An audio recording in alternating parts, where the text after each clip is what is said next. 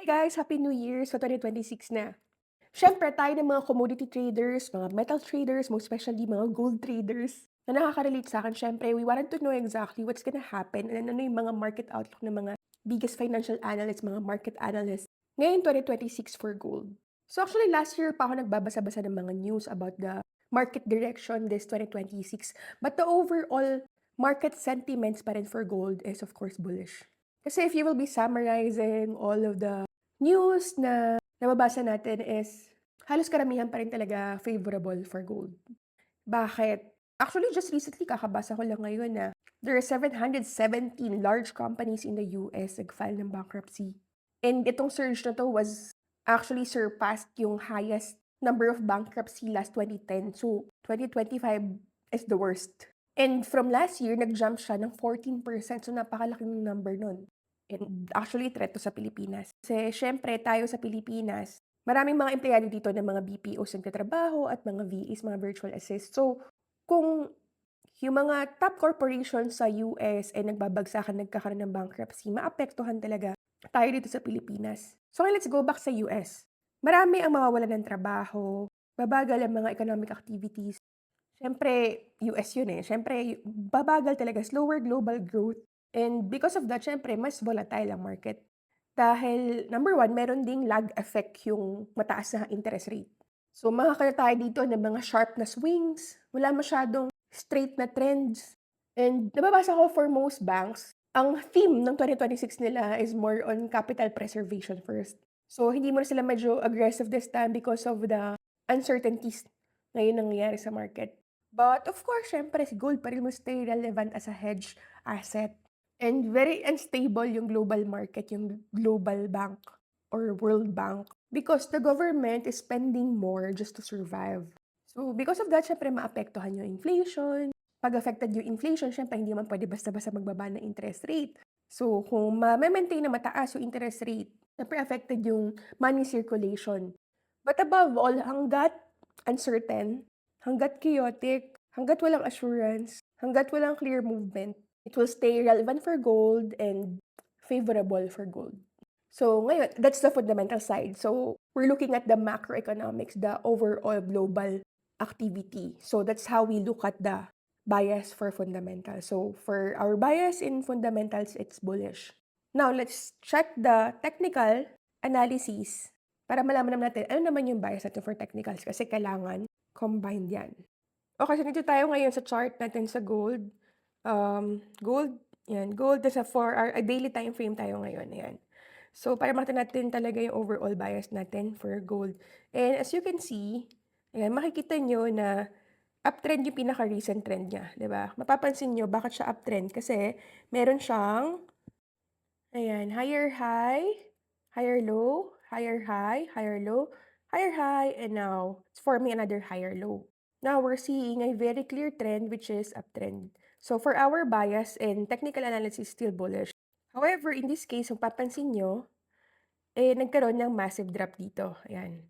Papansin nyo, ito, this one, napakalaking candlestick yan na bearish. And honestly, itong bearish candlestick na 'to medyo delikado 'yan talaga. Dahil medyo mahihirapan ka mag-decide if magba-buy ka na ba because mapapansin mo napakalakas na power 'yan ng mga bears o ng mga, sellers. The question is, are they still in control in the market?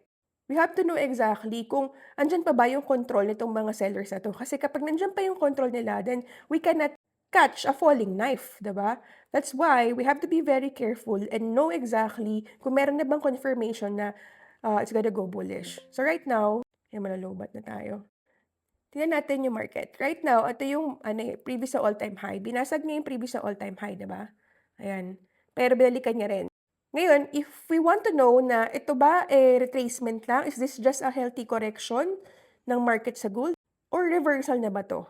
So for us to know exactly or to confirm if ito ba ay reversal pattern or reversal sign na ng, market or ito lang, isang healthy correction or pullback ng market, gagamitin natin siya ng, of course, the legendary Fibonacci retracement, 'di ba?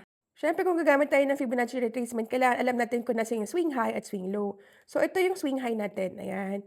And for our sorry baligtad, ito yung swing high natin, ito yung swing low natin, okey? Swing low, swing high. So ngayon ipa-plot na natin 'tong ating Fibonacci retracement.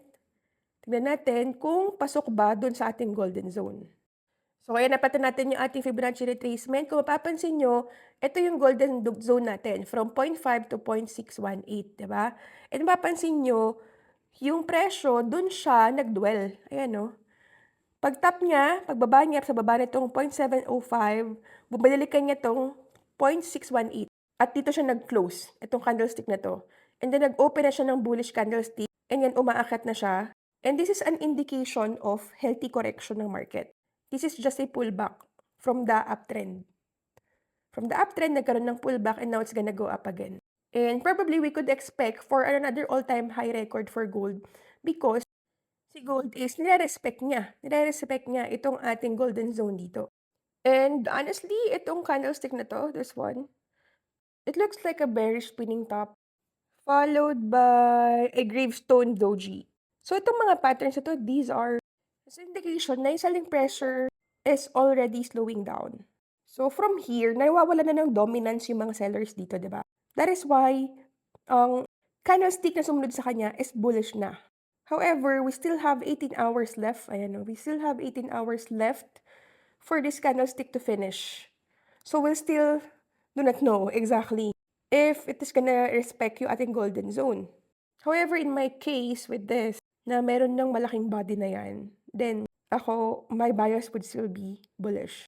So, ayun guys, with that technical analysis natin, with a combination of fundamental analysis and technical analysis, then we therefore conclude that our bias would still be bullish for this 2026, specifically this first quarter.